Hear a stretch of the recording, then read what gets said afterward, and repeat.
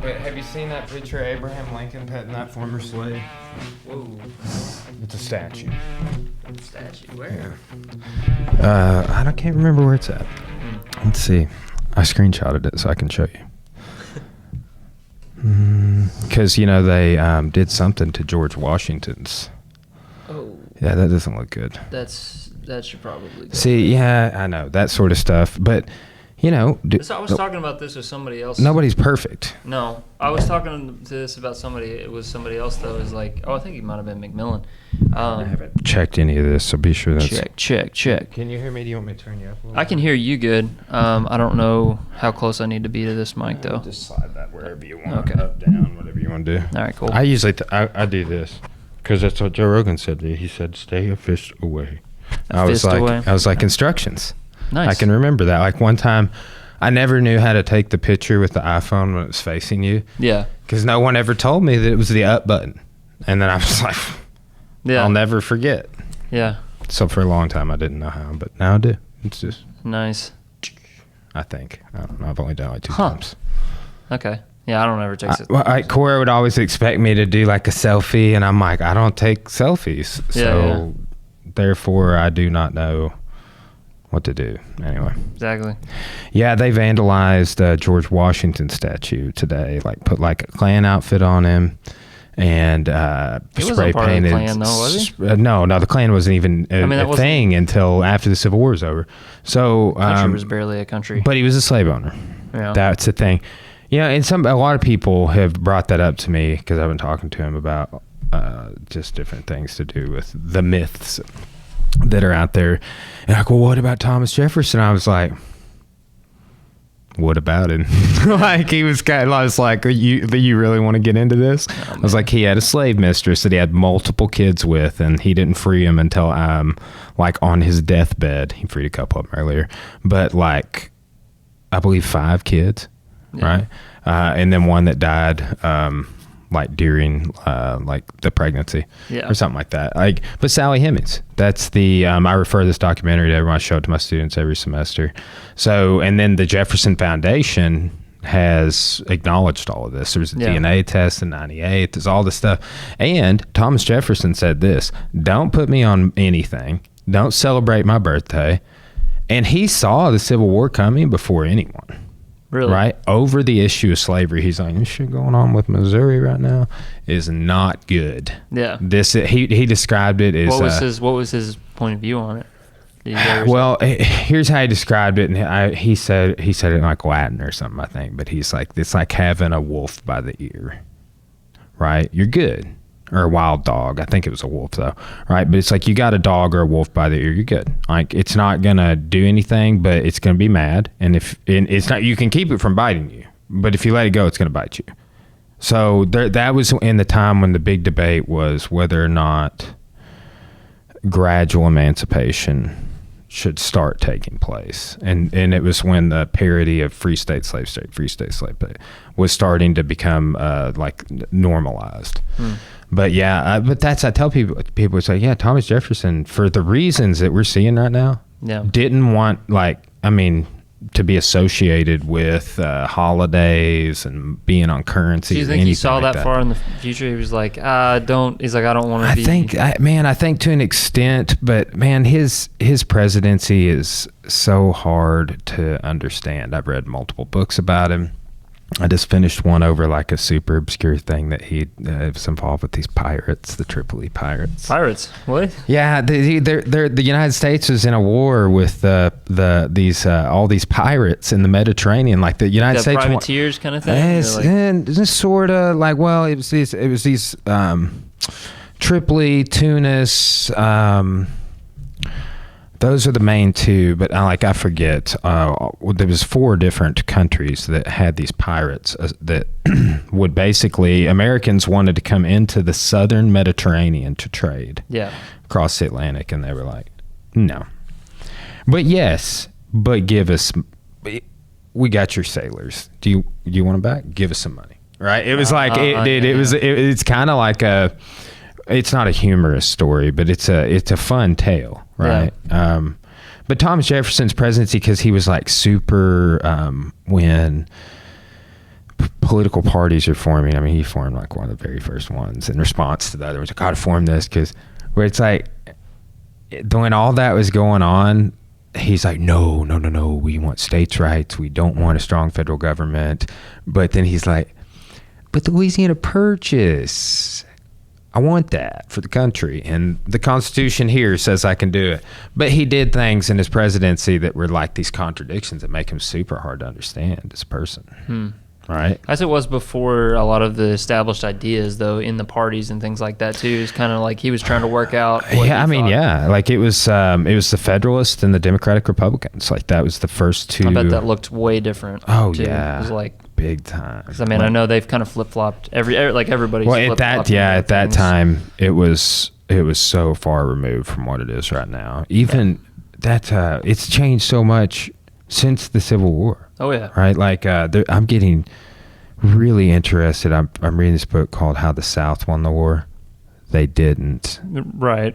But a lot of people would think that they did. If you look at all the flags flying around here in Arkansas. Oh yeah. You know, I'm just like I keep asking people. I was like, how does the Confederate flag make you feel? And then they kind of look at me. I'm like, not the stars and bars, the battle flag of the Army of Northern Virginia. Or I'll say it the other way. I'll say not the battle flag of the Army, or the stars and bars, because they don't understand like where those flags come from and stuff. Yeah. But this book deals with all of that, and I've been in a super big rabbit hole on Civil War, just trying to like be able to like some of the stuff I knew, some of the stuff I'm getting refreshed on. I'm learning tons of cool new stuff, but there's a serious need to talk to people about some of this stuff right now. Yeah. In my view. Yeah, I think just everybody, I don't know, like you've said before, you know, it's just kind of an echo chamber of information. So it's definitely good to know what actually happened. Man, there was this this propaganda story going around about Irish slaves. Did you see anything about that? I haven't heard it. I made a big post about it, but I got to like, and then I saw people sharing this, right, to like essentially argue like in a comparative suffering sense, like, what about the Irish slaves? Oh, I see. And it's saying. Like, well, there weren't any. I reported a couple of posts. Facebook took them down like immediately. Bless their hearts. And just don't take my shit down. Okay. Yeah. But they took them down almost immediately. But then I was like, well, I wonder how much this has been propagated. And I look back and I had like a dozen friends that shared this shit like since 2015. And they had all been taken down. It's like, oh, you can't see this post anymore or whatever. Yeah.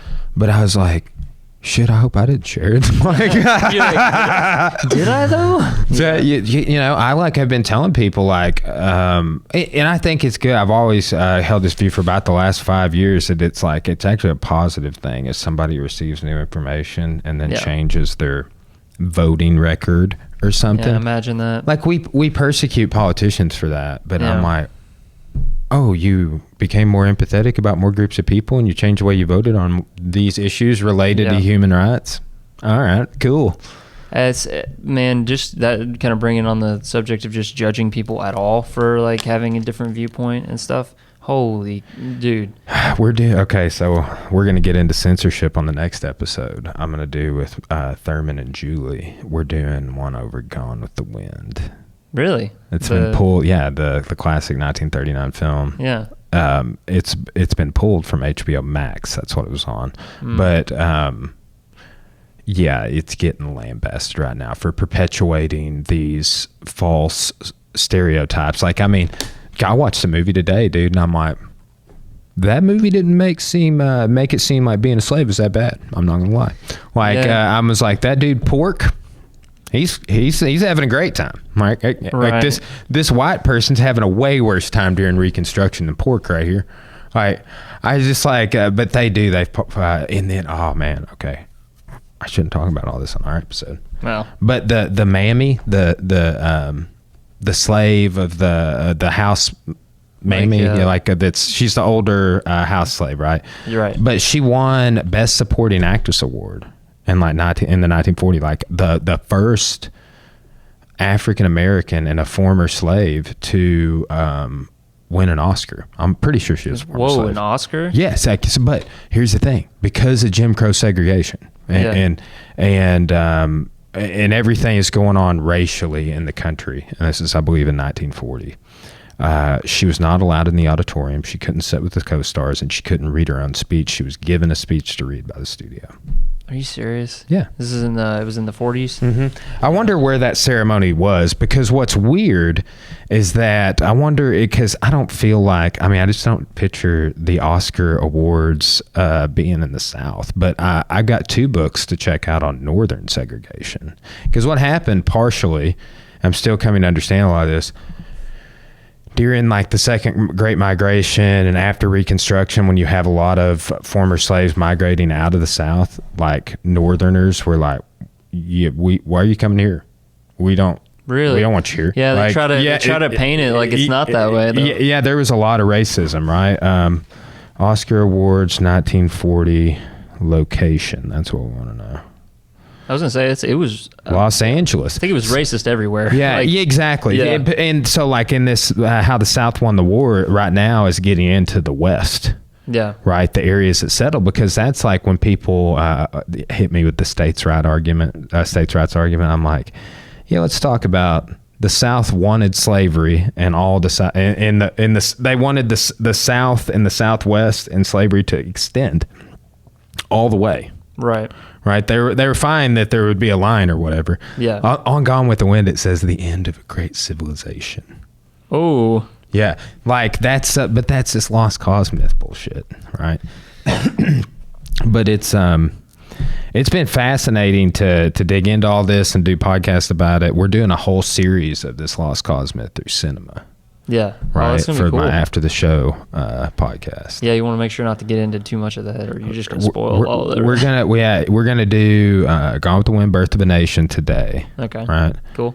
Then we're doing Gettysburg and Gods and Generals. Okay. Right. I was joking around with my friend Thurman. I was like, he's like, yeah, Gettysburg's not, too terrible in terms of the stuff we're talking about. I was like, it's not, but damn it sure makes me like Robert E. Lee's character played by Charlie Sheen, Yeah. Like have you seen that film? No. It came out when I was a kid. It shows, it's very dramatic. Yeah. And it doesn't, but it does, man. It kind of deifies these people who you could only describe as white supremacists. Yeah. Fighting to maintain white supremacy. See, this is what I wonder, and probably won't ever know unless, we were just back there. But I do wonder, like, how many people that had like a forward thinking mind there actually were, or was it just like 90% or more of America just that's how they thought, you know what I'm saying? And then somewhere along the lines, like we all kind of like were like, oh, this is wrong, I wonder if it was like a generational thing, or if it was like that we were split from the time of the inception of the Constitution, actually.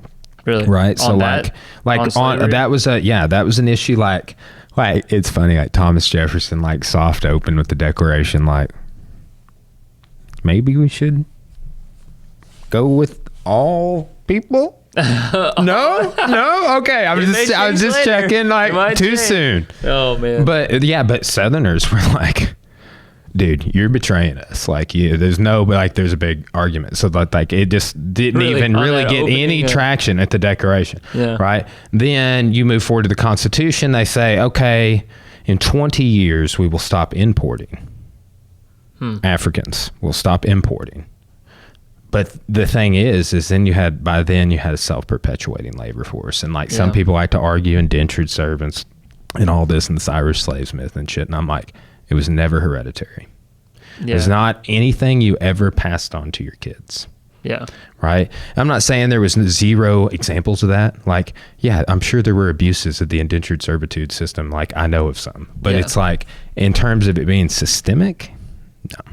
Yeah. Not in any of my research, but like Northern segregation is my new interest I'm coming into out of, like, I've been back and forth to kind of like Civil War moving forward, Jim Crow era, Civil Rights Movement. Fascinating history, dude. And it's stuff that I went through when I was going to school, when I was in grad school.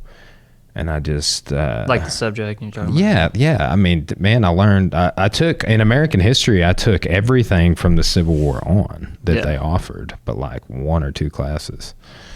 Do you remember it being taught different, like we were talking about? No, not at the college. I mean, and then too, like I wasn't paying attention enough in junior high and high school to be like, yeah, they were teaching me the lost cause myth. Here's another thing, dude. They let you take your books.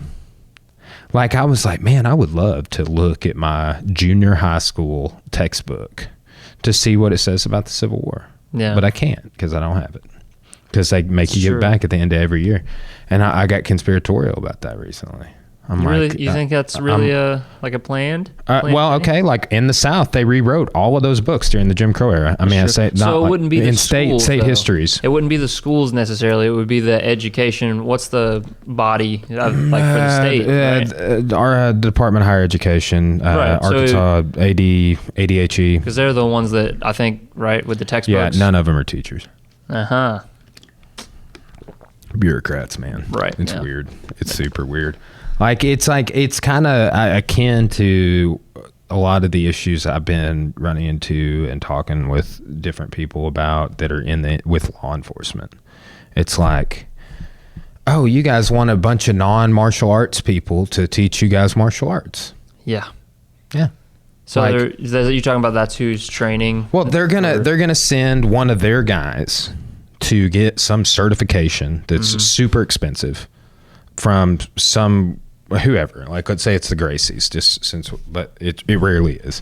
But just some program, and they're going to be the defensive tactics, or they're going to be one of the instructors that teaches these hours, which I just found out in Russellville are not, like, defensive tactics is not mandatory. Like I thought there's 40 hours mandatory. No, what would they offer it, and some of the officers do it, but it's not like you lose your job if you don't. I wonder how many actually. Very few. And then too, it's like a lot of people are just like, this comes into it. And like I will say, before I get down this rabbit hole, I just had somebody bring up a great counterpoint. It's like, what if we showed all the cops jujitsus and the bad cops used it for evil? And I was like, shits, man, I never thought about that. Yeah.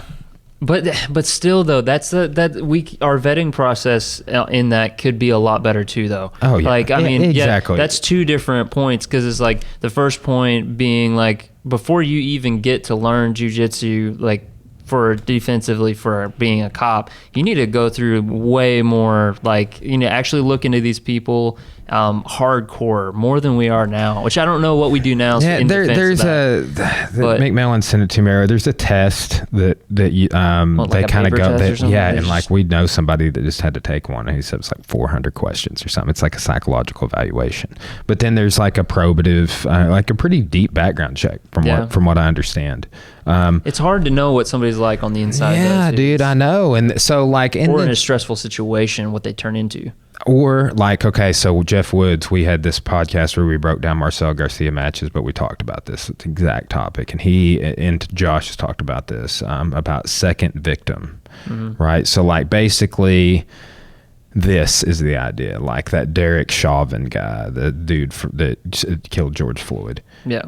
That guy had, I think, killed 2 people, or had shot his gun off twice, or and he had like 17 incidents in his record of like the use of force or incidents of complaint. I don't know what it all was, but the dude been caught. I mean, the dude had shot a couple of people, right? I don't know if they died or whatever, but let's just say one of them died. Let's maybe not use, because I don't know the stats, not use that guy, but he is an example if you can go look it up. But like when you shoot somebody, unless you're kind of already mind numb or a sociopath, or you just want to shoot people, I don't know. Right? Yeah. That's going to fuck with you. Yeah. Right. That makes total sense. Like I mean, it kind of should though. I told somebody the other day, I was like, man, I got problems that I ain't never even shot nobody. Like, you know what I'm saying? Like, like it's, you know, mental health is something that is not in the narrative. Right. Right. Of like people are defund the police. I'm like, mental health reform and training reform, and people always want to engage with me and pose problems, the schedule being the number one, and I'm like, solutions. Only solutions. That's all I'm interested in talking about. Man, the whole defunding and I know like we watch a lot of the same stuff, so we're probably both. Yeah. I don't want to echo somebody else, but the points made sense to me when I was like, I think it was Jocko that was talking about it. You know, that was great. Dude. Yeah, it was like defunding the police. We probably should put more funding, but more like focused on both the physical training, but also he was talking about, that's what I was getting at, the mental like training of vetting processes being better, and also just trying to figure out who these people are, and consistent training that keeps on going. Dude, McMillan had this idea about a law enforcement degree. Oh, right, that is like all encompassing of like different a criminal justice associates or something like that academy, and then like other training that way before, because that's it, man. You get a few weeks at the academy, like 14 weeks or something, and then like people want to argue on the job experience a lot. And I'm like, and I like immediately, and I tell people, I'm like, look, I'm only speaking on what I'm an expert on. Yeah. Right. Yeah. And I'm like, and there's no way in hell I would want one of my fighters to take 5 seminars for 5 days for 8 hours and melt their mind and not really learn anything more than like a couple of things a day that they're going to apply, and then just go fight all year. Right. Yeah. All year. Right. Exactly. And that's their experience. Yeah. Like, yeah, I realize they get on the job experience, but they also get on the job trauma, like what we're saying. Well, and then think about what about the small towns like Russellville? Like, how much on the job, and I don't know, maybe they get more than I think, but like how much on the job experience do you really get with something like that? Or like high level. So they actually get way more calls than I thought. Do they? I'm sure. Like, because I've been asking all these questions. I'm like, and then too, McMillan told me today that something like 80% of our local budget goes to like emergencies, like police and fire. Like salaries, retirements, 80%, something like that. Yeah, that's like. Do you see that thing? And everybody was pissed off about it. But you see that thing I shared that like showed the numbers of the Little Rock police in comparison to like everything else in society. No, I hadn't seen that. Oh, it was insane, dude. Yeah, I'll have to look at that. Just go look at something that has 70 comments on it on the podcast page. Yeah. Because, dude, I'll tell you who's getting upset with me, sadly, is like the wives of police, for me being like, hey, I don't want your husband to die because he doesn't know how to defend himself. Why would they be getting mad over that? Because I'm being critical of law enforcement and their family's law enforcement. It's not even critical of them necessarily, as it is critical of like the way that we do things. Yes, like, we want them more safe too, just as much as everybody else. Yeah, and man, it's a deep and complex issue. Like, I've just been trying to untie, like I could, and I'm going to go more into this in the future, but to untie the issues of law enforcement issues and racial issues. I'm dealing with those independently. I've untied that knot. I know that sometimes they are the same. I know that. And I'm getting super educated on it before I provide any commentary, and talking to as many people as I can.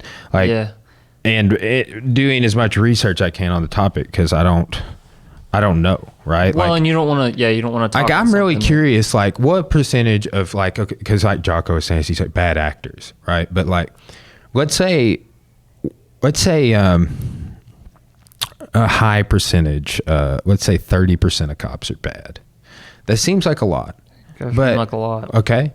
Would you say it would be reasonable to say 10% of them are racist? Right? Maybe 30% is high, but it's like, then like what percentage are mind-numb, traumatized, mentally ill, not sociopathic, got into the job because they were bullied their whole life? Like, bad actors is a big catch-all term for me. And I really do. I'm curious as to how many people in society are racist. Yeah. Because it happens. It happens. And they are in our government institutions, and they are in our social institutions. And I just wonder how many of them there really are, because they're truly more racist than I thought there were. For like the last few years, I was like, just not like I was turning a blind eye to it. It's just like I wasn't. Well, I'm not friends with, that I know of, you know, anybody who's actually racist. So it's like, I mean, There's a bunch of over 50-year-old white guys around here, that are super. I'm sure they are. But again, that's what I said though, is what I know of. Yeah. So I'm not, and it's like just not a way I think. So I think up until recently, that's the weird part. We don't think that way, right? Yeah. So like that's why I'm like, yes, I'm reading all this, this book about this, and I was talking to this person and like asking these questions because like we aren't that way. Yeah. So. Like I've had to like get as educated as possible because like, and Jeff Woods said this a while back. He's like, I was so confused by racism. I wrote 2 books about it, but yet like, dude, I love that guy. Right. Yeah. And that guy means a lot to me. But then over here, there's this other guy who will remain nameless, who's older than him, who means as much. Yeah. Right. And this person is racist. And I've been super conflicted because, like, the day before I'd read Jeff Woods make this post, something like that, right? It's like talking about how he had written 2 books on the topic of racism because just trying to come to terms with it on a personal level or whatever. Yeah. But then, like, the next day, somebody I care about, like, just as much, a big part of my life was like, racism doesn't exist. Oh man. Right. And they're like, it's a made up thing. And we're arguing all this. And they had, and why I'd called them is because they had shared this Irish slavesmith thing. Oh, and I was like, hey, there's 40 sources I could show you that show. And I was like, a few of them are going to talk about where the myth came from of like the propaganda coming around when it came around. I was like, but. And I'm telling people that on like the history books getting rewritten, the flags and that history, and everybody's like, no. Like, and like I had somebody like, they're kind of like, well, these, last night there had these stupid hillbillies probably saw Dukes of Hazzard. And I was like, probably Dukes of Hazzard's more of a product of the stuff I'm talking about. Think so? Oh yeah. Yeah. I mean, the Confederate flag, I'll read you something I shared. I shared this on the podcast page, and it's got more shares than anything I've shared as of late. There's a funny picture of Alex Jones being a pro wrestler. Oh, nice. It's like, you like pro wrestling? What's this guy's name? All right. So the battle flag of the Army of Northern Virginia, right? Yeah. Okay, so what is this, right? So that's not the official flag of the Confederacy, but almost everyone thinks it is. And this person is kind of saying like, yeah, probably Dukes of Hazzard is why people, and I'm like, yeah, that's a big cultural, thing, but it's like it's not really what pops in my head. I've seen that thing. So many of these flags, like I was telling people when I was a kid, they've sold this stuff in mass on the courthouse square at Clarksville at the Peach Festival. Yeah. Right. Yeah. But okay, so this is a version of Robert E. Lee's battle flag that was later adopted as the Naval Jack. Many historians argue this flag was rarely used because it was so niche. The flag started to be used in 1904 by Confederate veterans, only became popular after states flew it at their capitals to support segregation laws. It got added to the flag of Mississippi. They added the Lee's flag. So you can't say good things about Jefferson Davis and Alexander Stephens because they're the president, vice president of Confederacy, because they were like ardently like, hey, see, this civilization is built on the cornerstone of slavery, folks. Yeah. And Lee didn't say that sort of atrocious shit on record as much. Yeah. So as part of the Lost Cause myth, they're like, look, Lee's the best. He's the best. Yeah. Right. And he did, I think he graduated second in his class at North Point. He was recommended to lead the Union Army, refused, led the Confederates. Really? Do you think it was because had to do with slavery on that? His home state's Virginia. Oh, right. Yeah. So that was caught up in that too. But man, he was, but I was just reading the other day about him personally whipping his slaves and putting salt in their wounds. Oh man. So I'm just like, yeah, maybe we should put his statue in a museum or something. Yeah. No, that's what I was going to say earlier too, when I was talking to somebody is I don't necessarily know about just destroying everything because it is still a piece of history. That's granted, not all good, mostly bad history when we're talking about these statues.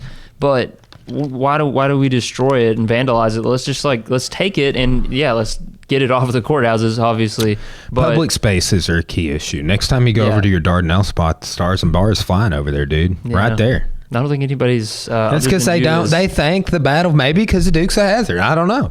Oh, they think. But people think the battle. They're like, that's what is that flag? That must be some old like colonies flag or something. I'm like, I wonder what people think the flag is when they see it. I mean, I didn't know what it was for a long time, but that's the official flag of the Confederacy, right? The Stars and Bars, right? But they were like, they're super critical of it because it looked like the United States flag at the time, right? Mm-hmm. They're like, we need to do something different. Yeah. Right. So interesting. Our state flag is one of the, I believe, 5 flags that, like Mississippi did that, but Arkansas has a 4th star added to it, the state flag. And if you look at the Arkansas flag, it's a diamond. Yeah.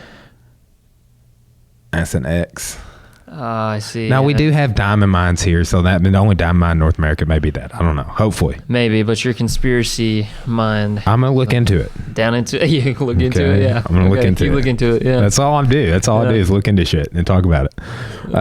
But your Google history would scare me. Dude, I keep all my shit where it does not save. Like, I don't like getting ads or anything. That's another, I'm sure that's another rabbit hole. Somebody like my aunt was just saying, like, they like people have been sharing all these screenshots of like COVID-19 tracking that's on your phone. It is, right? So you have an iPhone? Yeah.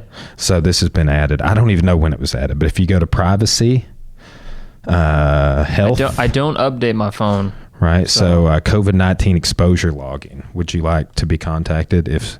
Oh, whoa. Yeah. But dude, here's the thing. Even if that's not on, like McMillan, he came into like 2 months ago, came into contact with somebody and had to kind of fly low key for a minute.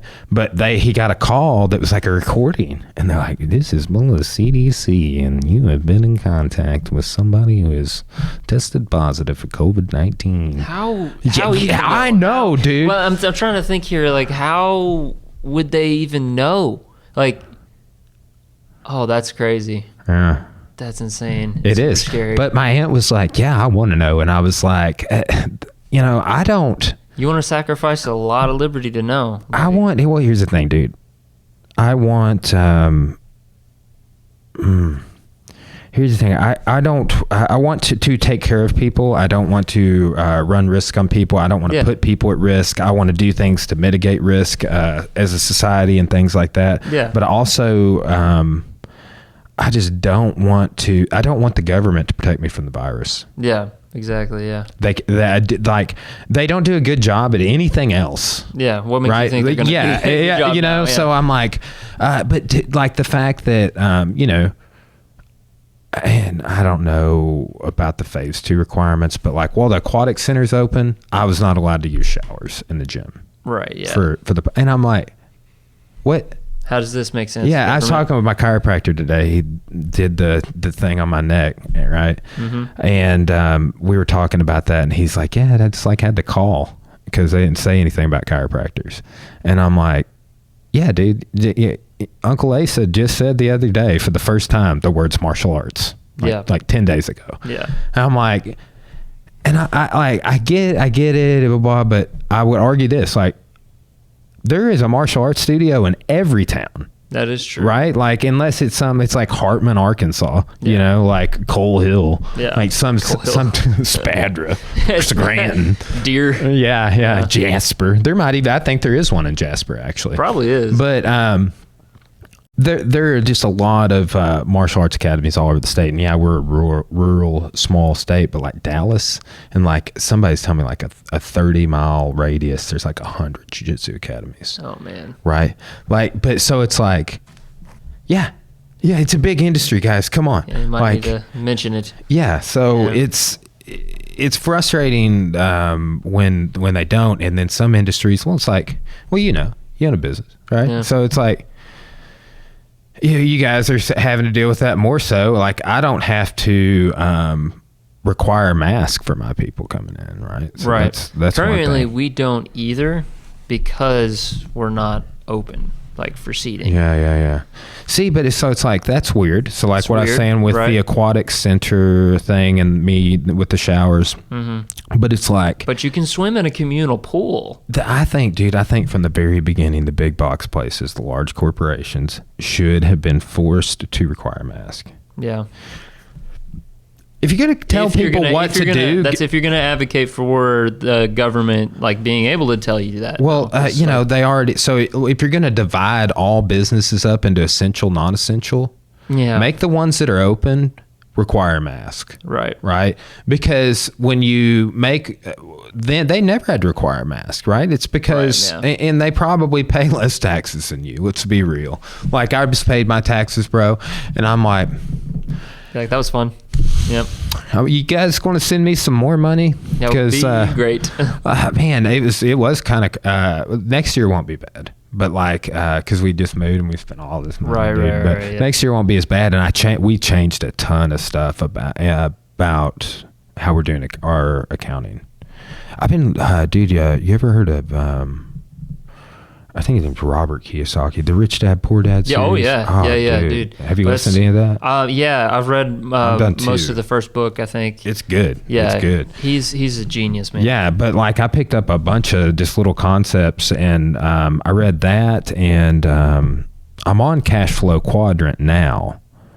But what was the other? Your Financial IQ. That was it. The Financial IQ. Yeah. So I'm on the third book in the series. I'll probably read all of them. Listen to them. I'm listening to them on Audible. But man, that guy has just some concepts, right? Yeah. And like he really goes into and got me interested in the history of taxation. Yeah. Right. So that's this book I'm listening to right now is going into like passing the income tax and stuff. Around the Civil War and how that was, how they like pulled that off, and most people, because it was funding the war, were not super pissed about it, but they were breaking down like how much, like 5%, if your income was between $5,000 and $10,000, I think like that, you had to pay 5% of your income. But there's things you can do that put you in different sort of tax situations. Like if you give away 10% of your money. Yeah.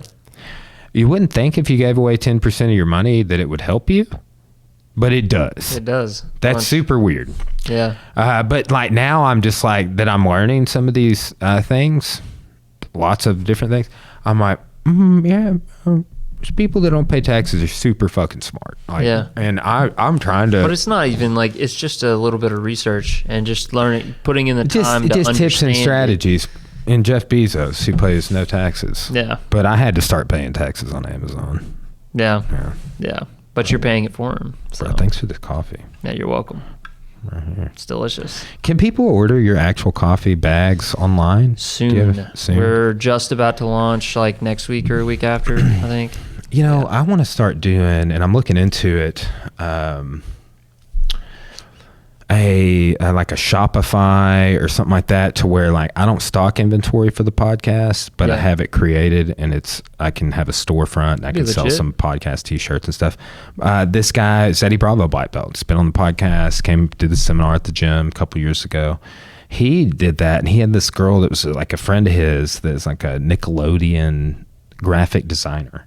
Whoa. Yeah, right. That's cool. Like he had met her like I think out in LA, like training at 10th Planet and stuff, right? Like he goes out there periodically, commentates for combat jiu-jitsu and stuff. Oh, sweet. Yeah, but so like she had designed his shirts up, and like literally he's talking no inventory. He just had to come up with a cool ass shirt design. Yeah. And he had this one that's like a rainbow unicorn, but like a cartoon looking rainbow. Nice. It was cool. And like she would design these sick ass shirts, and he would sell them like hotcakes, dude. But like, it was a one-time deal for him. Like he just made the shirt, put it up there, and he's probably still selling them today and not doing anything. Right. Other than sharing a hyperlink every now and then. That's awesome. Yeah. But like I'm telling Cora all the time, because I've been making a big push. Like the podcast's been getting a lot of traction. I've been getting like particularly the Facebook video feed. But across the board, I'm getting more and more. It's just building. Audio listens are good. Like you take whole episodes on all platforms. They're good and they're growing. Like almost all of my Facebook videos get about 1,000 right now. Nice. But there's some episodes I do that I have like less of an audience. Share with the martial arts ones I'm doing are blowing up. Are they? Are your subscribers going up too? Subscribers are going up. I'll tell you what's growing right now, and I've been doing it a little longer in the podcast, the gym YouTube. Right? Really? Okay. I've got several videos that have started popping up in the suggested videos. Oh, right. Okay. So like that's like a pretty big step, they say. Yeah, you having to be able, yeah. Right. So like, but that's part of it. Like, dude, like, hey, put videos on the internet and make money. Yeah. Right. Like, how do I do that? Right. I don't know. Like, I listened to 3 books about it this month, though. Yeah. Right. Gary Vaynerchuk. I mean, they're not all 3 about like making money on the internet, but like very much so about social media. There's a chapter in one over monetization. He has one book that's got a chapter over podcasting, blogging. I'm starting a blog up with the podcast. Nice, man. We just started a vlog. I do a vlog for the gym page. Yeah. That's good. I think so. Yeah, I think it would be cool to, like I said, maybe we could do privates and do like a coffee cast or something after our private lesson once a week. Just be like, hey, we got this cold brew here who's about to do some rolling. Right? Or something like that. Cold brew. We can get some bags of coffee too. Well, dude, like creating content. Yeah. Right. So like I kind of cued into this like 3 years ago. Right. Yeah. Like, so like if you can make like your vlog you're doing, like how could like you put more, and you guys kill it on social media, I feel like, right? Like I saw a picture today you had up at a punch card. Yeah. But you guys do good on social media, but it's like, then it comes to a point where it's like, okay, how do you create your own content and make people like see what you're doing, like on a more, like in a more organic way, right? Other than just like, hey, here's a picture, you know, or here's a little video. I love seeing what you guys do, but then it's like, oh, you could do a vlog. Like there's so many things out there you could do to pop up on the internet more, like podcasting or whatever. One thing I definitely should do is I should do more for the shop. The vlog I was mentioning, that one is more that's like a thing for me and my wife. Oh, cool, separately. Cool. But for like the hiking and the stuff we like to do in our free time. But you just doing that on YouTube or what? Yes, yeah. Currently, I think we have a Instagram that she made, but it's kind of like her passion project. I'm been putting a lot of thought, like if I should start an Instagram for the podcast. That would probably do well, I need to. Like I have one for the gym. Like it's just like I'm trying to evaluate like how much social media can I personally handle myself. Yeah. You know, like because it's like we have Instagram for the gym, then my personal Facebook, and then the gym or the gym's Facebook, then the podcast Facebook, and that's all stuff I have to do with, right? So, right. But like we have a Twitter, I never update it for the gym. I'm not even thinking about starting a Twitter for the podcast. Maybe I should, but I am thinking pretty seriously about an Instagram. Man, I like, and I don't know, maybe it'll be beneficial, but like Twitter, I just don't have any interest at all. I tried understood a couple it, dude. times. I'm like, people write books about it. Like Gary Vaynerchuk has wrote chapters in his books about it, and I'm just like, you kind of made me want to start one, and then I talked myself out of it immediately, bro. Like, I don't want to waste my time in that rabbit hole, and do you have a personal Instagram? I do, yeah, Instagram. Do you do any video on there? I don't really post a whole lot. I should. I need to post more. What do you see people doing on there? Like people. You see long videos. You see short videos. Both. It depends on like what it is. So if it's like one of those like political videos or something, they're usually pretty long. You can just go on to the 2-minute long or however long it is. But like, I don't know. Businesses, it seems like unless it's an instructional video, like coffee places that I follow, they will do like longer videos for like, this is how you do an AeroPress. But other than that, they try to keep them short, you know. See, I just go there and post. Like, I'll be like, oh, I'm putting this video out for the gym on YouTube and Facebook. And then I'll also, like, I've been throwing some shorter stuff and just some different stuff out on the Instagram. Yeah. But I typically just go there and post periodically and don't surf around. Yeah, but your thing might be different because I have also seen some MMA guys like Gordon, what's that? Gordon Ryan? Yeah, Gordon Ryan. Like, he'll do the longer videos that you have to expand that, like, go through, like, different rolling strategies and stuff. So if I could, like, I can post, like, my whole podcast episodes on there now with the link to the video. Yeah. That's why I'm thinking about doing it. Yeah. But then here comes another thing. Like, I'm getting set up to where I have to do less post-production editing. Like where I got everything. I got now Josiah and I are done. I got to go edit all this footage, and I got to upload it to these 3 places. I'm trying to get a board where I can just be like, you need a Jamie is what you need. Yeah, no, dude. I'm trying to get an intern secured. But it's a weird time to get an intern. Well, do it? Just hang out?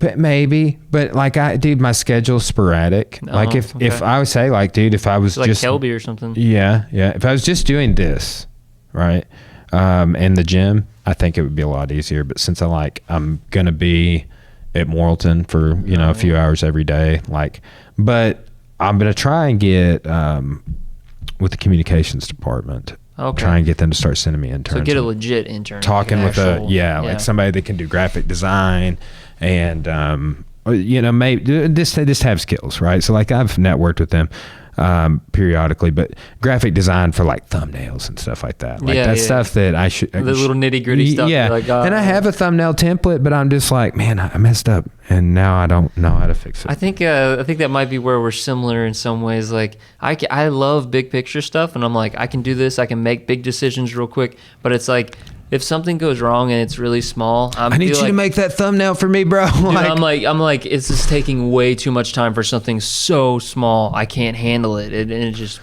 It is weird, like that's the playing the long game. You got to learn so many.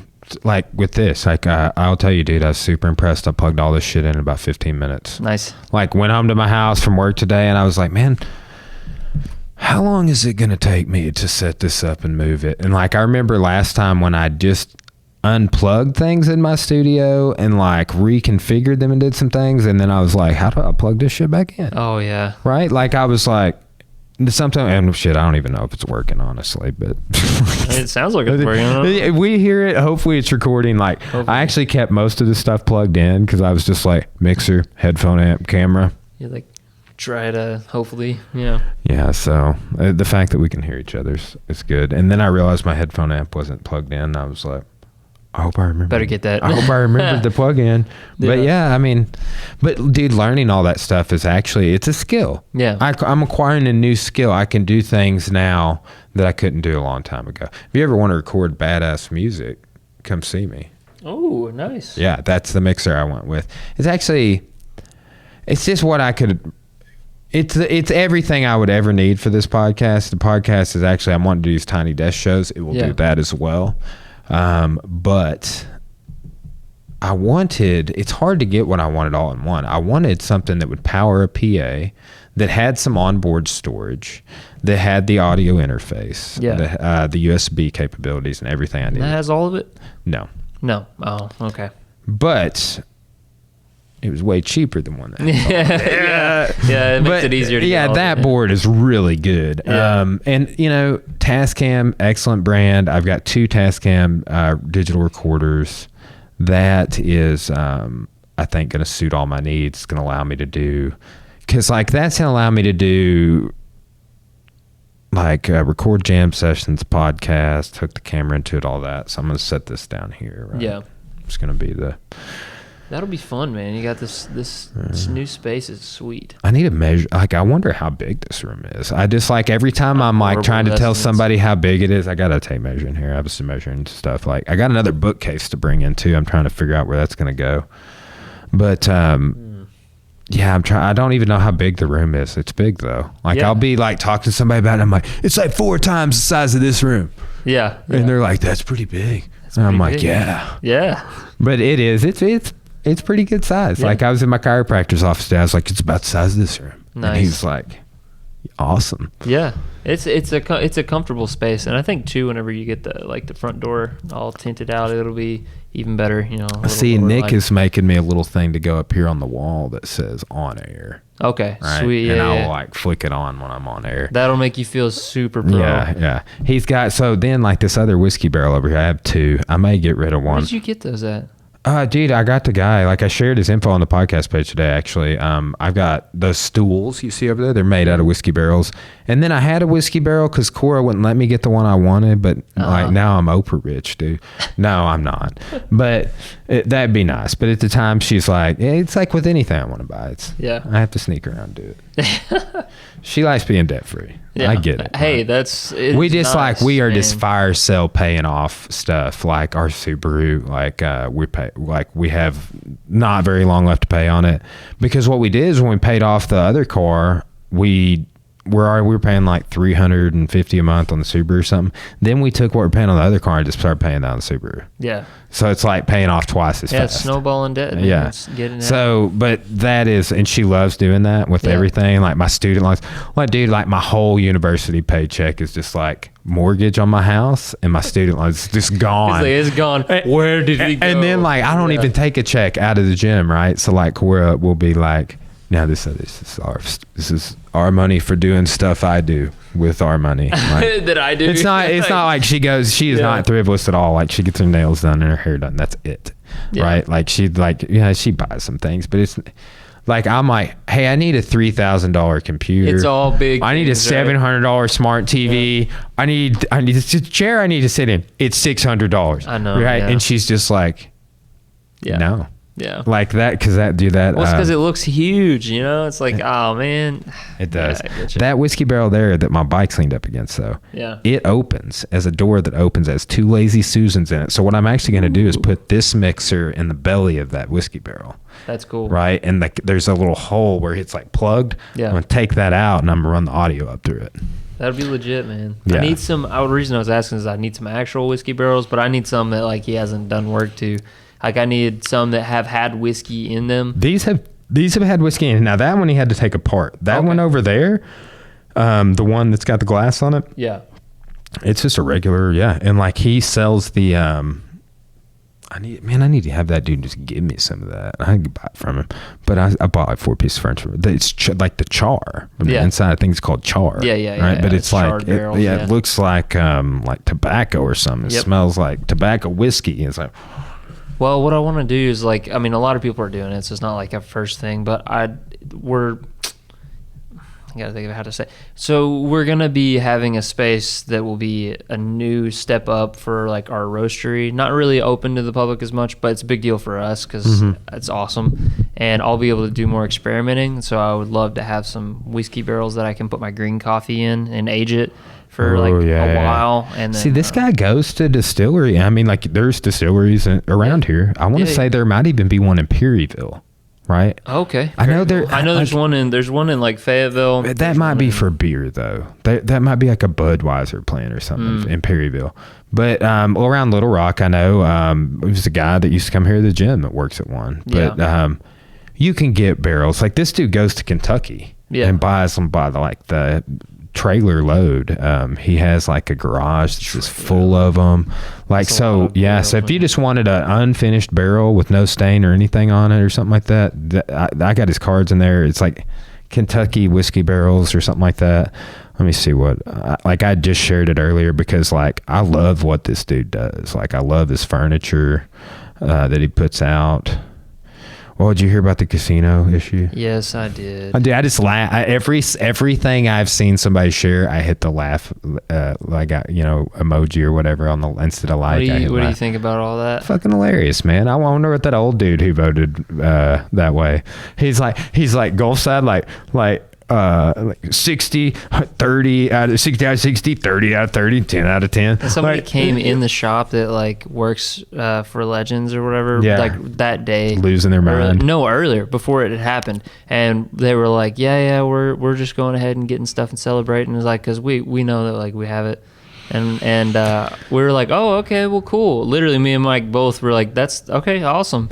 And Kentucky Whiskey Barrels and Creations. Okay, Here, cool. Go ahead, cool, yeah. Well, I was just, and they basically thought they had it in the bag, and then somebody came in or Mike told me about it the next day, and I was like, oh, dude. It's hilarious, dude. It's just I'm going to screenshot this and text it to you. Okay. It's just man, like when you were saying we're a resort, but no, we wanted a trash hotel. Yeah, with a convention center. 4,000 square feet larger than my gym, by the way. Oh, right, like it's like this gym and the old gym. That's where we're gonna go to concerts. Something that size. Concerts. Who's gonna come to that and play some? Dude, if they would have had that amphitheater they're putting in, I was just like, man, maybe Widespread Panic will come here. Wouldn't that be great? Yeah. Not now, dude. Well, here's the thing, man. There's like a few people that are keeping us like from becoming Ascendant is an Arkansas town. Yeah. But dude, like our population size, like our central location on 40, like everything about it, like we're super close to Northwest Arkansas. Within 2 hours of everything. Like, yeah, except for the parts we don't want to go. Right. Okay? But nobody wants to go there. Yeah. So, like South No Arkansas offense. or like Eastern. Or Eastern. Yeah. Yeah. I tell people too, I'm like, well, it says like I teach Arkansas history, but it's like, you know, in the 30s, if you looked around in Eastern Arkansas, like in the Delta land, and you know, it got the term Delta because from the Greek character, because the Egyptian Delta was shaped like it. Huh. Yeah. No, I didn't. Yeah, but the only reason the Black, he said this. I just heard him say it the other day, like in a lecture, and he was like, the only reason you knew anything about what year it might be is because of the power lines. Like you just looked around and it was just anything like, about the really. Yeah, like there's just like that is like the only you get like. Well, I mean, shit, like the Hartman Bottoms, not so much that way. I've never been to the Dardanelle Bottoms, right? Yeah. But Hartman, Coal Hill Bottoms, like you can get out there, and you do not see a lot. Like there's a levee in the Hartman Bottoms, but like it's just fields and power lines. Man.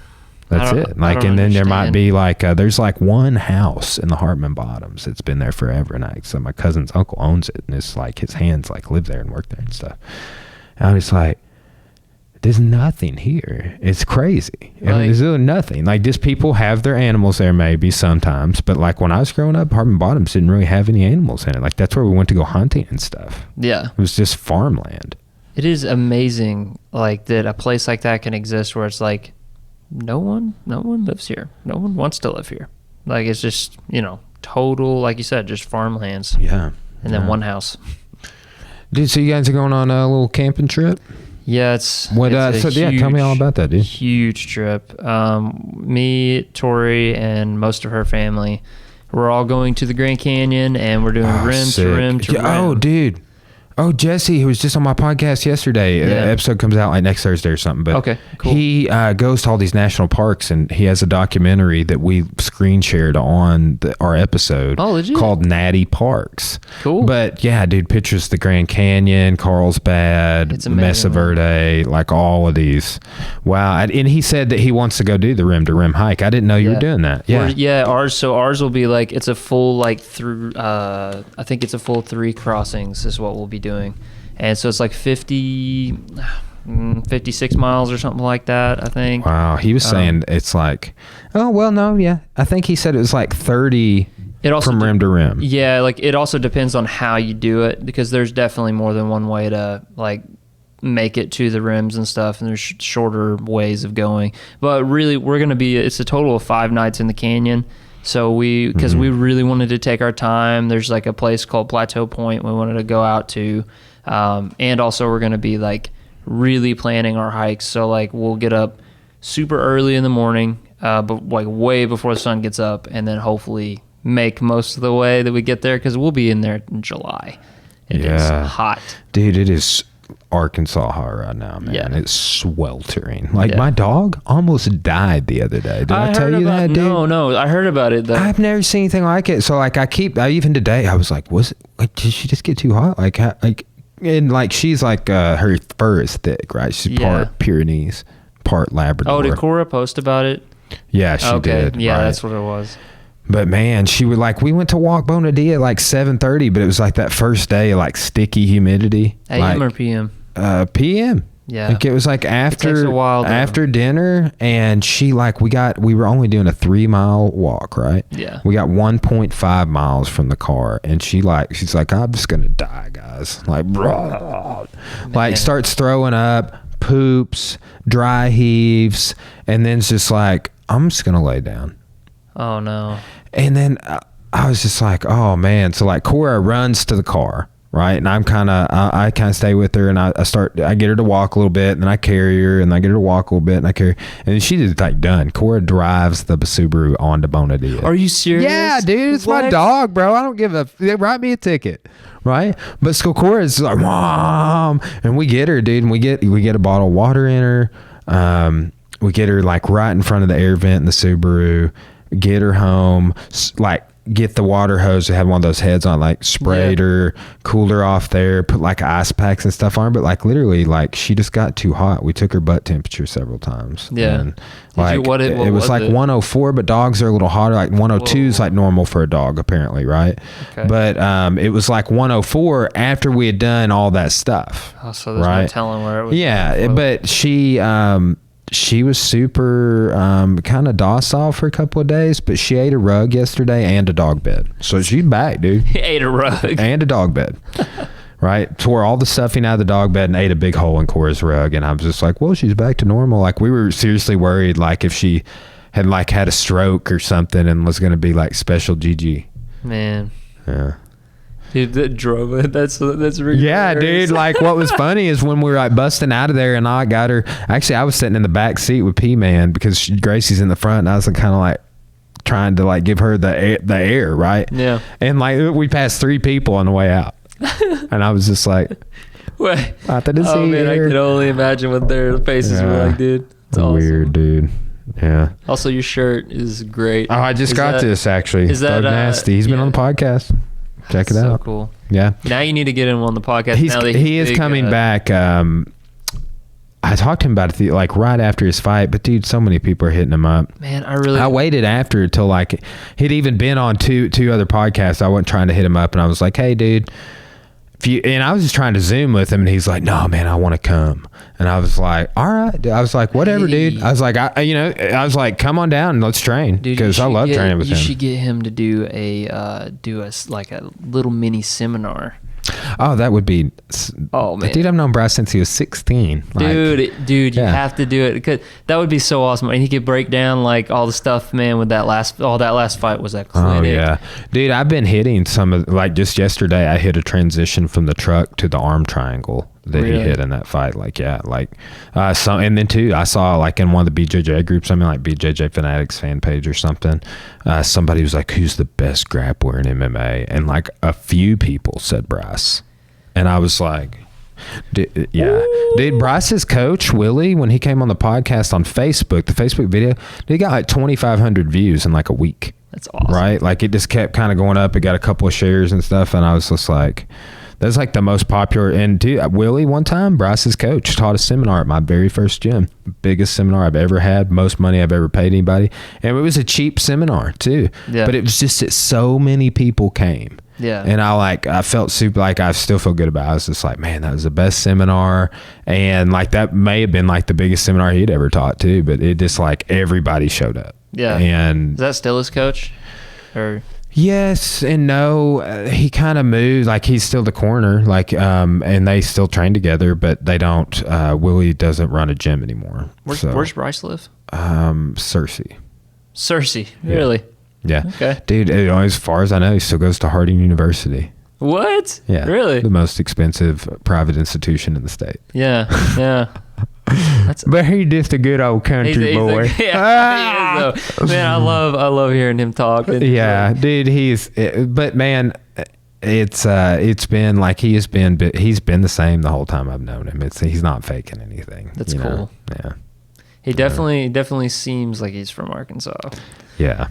He's crushing it, man. His persona that he's put together is interesting. I remember one of our other coaches was super skeptical and like, really? This is never going to work. Yeah. And boom. It worked, dude. I bought his shirt. Oh man. You can get these shirts on mattviper.com. I've had a bunch of people. I got one that's like blue and it says cook 'em to the bone. Oh nice. And it's like got a skeleton chef like flipping burgers, and it says he's wearing a Thug Nasty shirt. Dude, oh man, I need to get that shirt. Is his next bout been scheduled yet? Oh, I want to say it is, and he might be fighting on like Fight Island, like but I don't know. Let's see. He did. Okay, so he has signed a contract, but I don't know what is going on with it. Do you know where Fight Island's at? Have they said? It's Abu Dhabi, isn't it? I don't know. I mean, that was the rumor. I don't know that was. I could see that. That's what I was saying. I'm hoping it's Jeffrey Epstein's island, dude. Fight Island. You think Dana just bought it? That'd be cool. That would be kind of cool, kind of a little weird, but yeah, it is Abu Dhabi. Jazarit, Yas North. Abu Yeah, Dhabi. okay. I don't think that's how you say that. look. Jazarit, Yas North. Okay, yeah, it looks. Oh, yeah. Oh, let's see. 4 cards for the Fight Island debut in July. And I want to say that Bryce is going to be on one of those, right? Let's see. July 11th, the card will feature welterweight champion Kamaru Usman against Gilbert Burns, Volkanovski, Max Holloway, Peter Yan, Jose Aldo, Frankie Edgar. I was wondering if he was going to fight again. Aldo, yeah, he should probably hang it up, but you know. Well, whatever. yeah. Benavidez is fighting. Figueiredo, Robert Whitaker. Whitaker, really? Mm-hmm. Okay. Robert Whitaker and Darren Till. That'll be interesting. Shogun Hua is fighting Little Nog. That's a I guess I don't know who freaking Little Pride. Nog is. Little Nogueira, 205er. I'd probably he know fought what he in looked Pride. like. I want to say fought in Pride. His brother Big Nog definitely fought in Pride. I don't remember, but I'm pretty positive. I never watched any Little Nog bouts in Pride. Yeah. Alexander Gustafsson's coming back at heavyweight and fighting Fabricio Verdum. That's funny. He didn't retire for very long. Yeah. Well, yeah. I guess he just felt like he didn't have any fights coming back with. Okay, so what about John Jones? Is he? Have you heard anything? Man, I don't know. I think he's back on the dick pills, dude. Well, you saw that he shot a handgun or something like that while he was Bro, drunk. all I saw was him taking that spray can away at the riots, okay? That man is insane. That man's insane. Okay. Why are you doing this? It's like, dude, why are you getting a DUI and like drag racing and having like cocaine incidents and whatever it is you got going on, dude? Think it's like you really didn't learn your lesson the last like how many times you've been suspended now? Yeah. Oh my gosh. Yeah. I just want to see him fight. Just I mean, everybody does, like 5 man. more years, okay? Give me 5 more years of you actually fighting and keeping your. I think that I think his career and his abilities and his window and everything is on the decline and closing. Yeah. Like he's fighting these decisions against these guys. Yeah, they're good, whatever. But like, it's like there are no fights I want to see him fight. And if he moves up to heavyweight, it's like, dude, you're gonna have to do better than that. Well, with John Jones too, it's like it seems like. Not most people. I would say most people don't want to see a decision win from John Jones. Yeah, they want to see not him. When you were just Jack and Shogun with freaking liver shots and stuff. Yeah. Like the things that was passing Vitor Belfort's guard after he almost broke your arm and Americaning him, and he's a world championship black belt, world champion jiu-jitsu black belt, and John Jones is a white belt MMA fighter. Right. He's a white belt? At that time he was, yeah. He's only a blue belt now. Yeah, bro, I'm a black belt. John Jones a blue belt. Okay. That's pretty insane. He'd probably whip my ass. He's a big dude. Even in grappling. Like, dude, just like he is so long and like I mean it'd be fun to grapple him, but the dude is good. Yeah. Like his belts are not the tell all. Like that just means he doesn't work in the gi. Right, yeah. Right. Well, it makes sense for MMA too. I mean, you wanna know. Yeah. Yeah. Well, dude, let's go ahead and wrap it up, man. I got to start my Gone with the Wind podcast. All right, that's good. All right, dude. Well, I've been wanting to podcast with you for a while, man. So thanks for coming back on the show. When you do your camping trip, come back and talk again, man. And I'm sure we'll be training and stuff in the meantime. Can I make one plug? Dude, please. My wife wants me to plug it. So our vlog, because I'm a part of it too, but is Life with Joe in Tow. Is what it's called. Life with Joe and Tow. So it's very cute. T.O., just T.O.? Yeah, T.O. All right. I like it. Anyway, so we'll put all our vlog stuff up in the whole canyon. We've put our some canyon training videos up, but we're going to put like actual. Cool. You're going to ride your motorcycle out there? No, that would be sick. No, my bike is sitting in the yard right now. I barely made it home. Yes, there's some problems with it. Book I'm listening to, which I'm beginning to think might not have anything to do with working on your motorcycle. Might not. It's Zen and the Art of Motorcycle Maintenance. It's one I was just like 15 hours long, but it's basically I think it's a book about philosophy and how to think about things, but I'm not 100% sure. Okay. It's just basically like this guy was really upset because he can't work on his bike, and I was going to help him, but he was scaring me because he was upset. Sounds like a weird book. It is. It's weird, but it's kind of just like a way to look at things. Yeah. Like it's basically like oh, my mechanic messed it up and this and that, and it's like the moral of the story is like take the time to learn how to make the thumbnails. Look at that. Full circle. Back to the beginning. Yeah. It's good. Right on. Well, dude, appreciate the time, bro. Definitely. I'll have to do it again, man. And an MMA podcast when you do that. Hey, dude, let me know. Yeah. Let me know. We'll do it. Signing off.